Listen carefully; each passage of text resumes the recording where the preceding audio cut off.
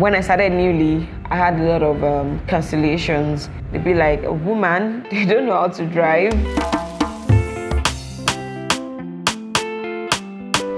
Some people are quite skeptical about maybe leaving the production or the really technical bits of the occupation to women. Somewhere in the back of my mind, I always have this crusader type mindset, like, you represent women in their entirety. So if I have a project, I deliver excellent on it, just so nobody else says next time that, oh, I gave a woman this particular tech project and she wasn't able to nail it.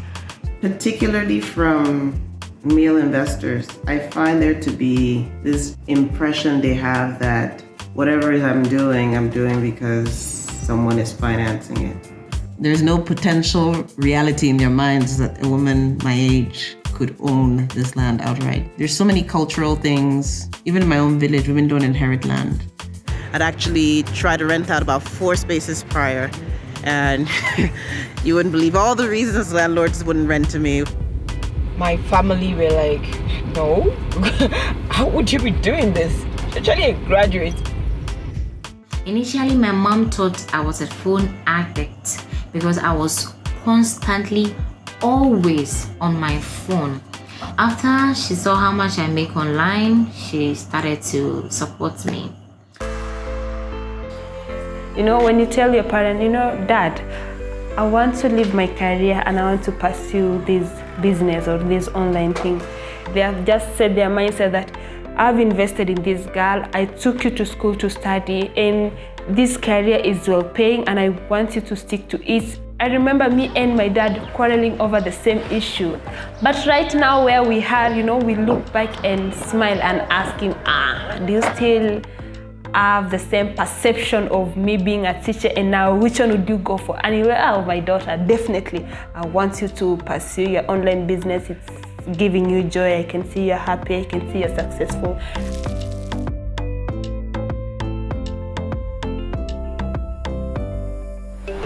Being a woman and running a business online is not an easy thing.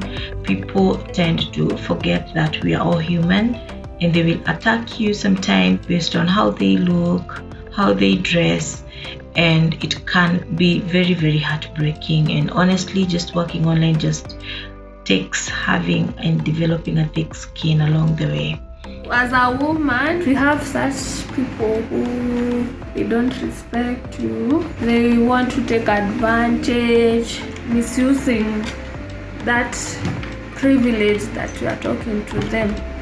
If I were a man, there wouldn't be any harassment from other online users, but women are being harassed here and there. You can get a male customer sliding into your DM, but the person actually doesn't want to buy. It's just to engage you, trying to get your number. One of the big takeaways from trying to do digital business in the ag tech space is that you will still need a physical location for logistic companies to come pick up without running the risk of someone entering your home. You know, I'm already not on WhatsApp. You make a phone call once, you call a plumber, and now all of a sudden it's, hi sweetie, sweet. There's no way to prevent people who you don't know from finding you and commenting and saying oftentimes very inappropriate things, particularly because you're a woman.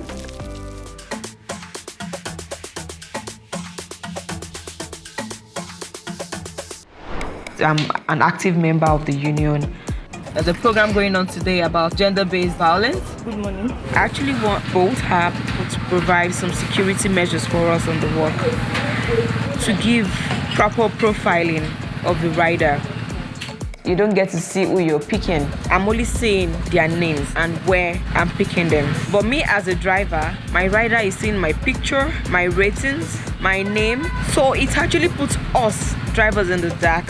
So security is very essential. We really need it. So I think we have evolved from the traditional beliefs that a woman was just to be, become a wife, have kids. We have evolved and all those things have changed. For the better, we have become more empowered. This is what a farmer looks like in 2022.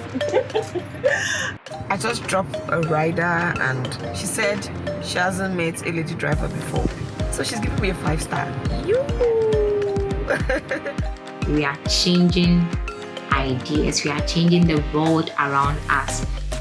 The world should watch out for African women.